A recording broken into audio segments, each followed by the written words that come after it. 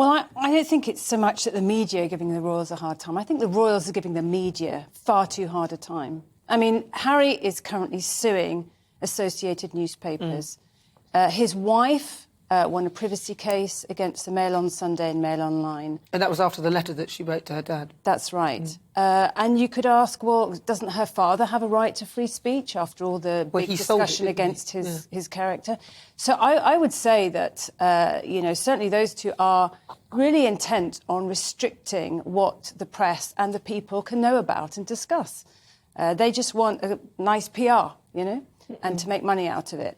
But for us, we need free speech. We should be in a democracy, and they should know about it. And we should know about what we want to discuss, that they shouldn't be controlling that at all.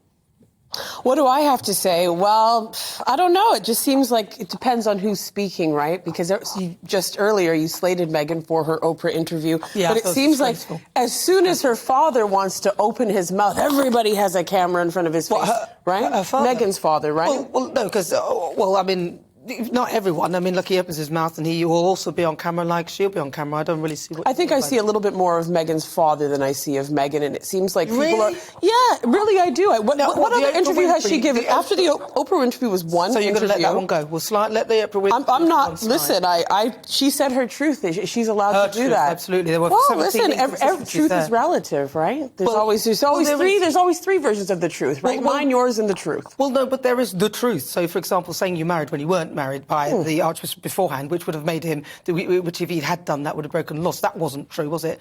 Also saying that the reason that is that a big lie? I mean, it's not as big as Andrew's, is it? No, he doesn't seem to be catching nearly as much fire as her. Andrew got a lot of fire. And not as much. I'm telling you now that Andrew got a lot of fire, and he's actually had his titles taken away from him, which is more than Harry and Meghan, who are still trading on the Duke and Duchess of Sussex. Ali. Yeah, look, I think certain members of the royal family have been their own worst enemies, quite frankly. I think, look, the whole Prince Charles Camilla situation at the time, I mean, you could argue whether it should ever been...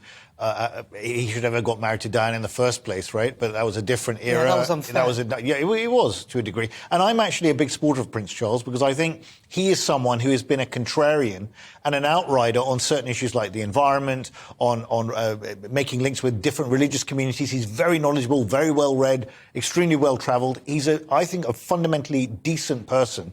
But look, this sort of carry-on and soap opera that happens, you've had the whole Andrew fiasco, which has really damaged the credibility of the royal family. And you look at some of the stats now, and particularly amongst younger members of the public, 18 to 24-year-olds, only 30% or so support the royal family. So this is a problem. And I do think... Oh, I don't know about that. You said that and the stats and all that. But, statistics, there are lies, and whatever. Yeah. Statistics, and basically, you could probably get the stats to say almost anything. I'll tell you what, I asked my daughter, she's 13. Yeah. I said, what do you think of the royal family? She said, oh, William and Kate, I love the Queen, and William and Kate are amazing. So I think that there's a disconnect with Charles, but as for William and Kate, I think you'll find a lot of young people like